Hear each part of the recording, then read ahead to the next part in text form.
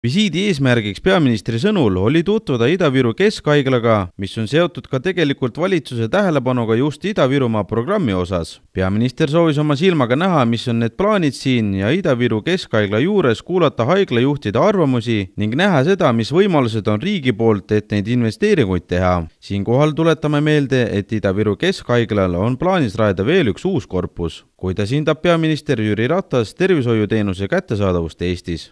Et me ei oleks ju vaielnud riigieelarve strateegia osas üsna laialdaselt just haigekassa lisarahastuse osas, kui ravijärjekorrades meil ei oleks. Et me teame täna, et meil on ravijärjekorrad, kahjuks need on üsna pikad teatud operatsioonide või eriarstide puhul. See oli ka see põhjus, kus valitsus leidis järgneva 4 aasta jooksul üle 200 miljoni euro.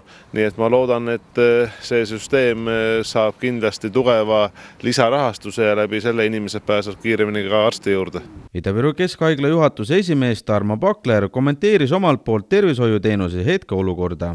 Eks aeg näita, kuidas on meie ühiskond valmis selleks, et finantseerida tervishoidu sellisena, et see võiks ühelt poolt vastata elanike vajadusele, aga teise poole pealt ka need, kes täna maksavad ehk maksumaksjad oleksid valmis seda tegelikult tasuma.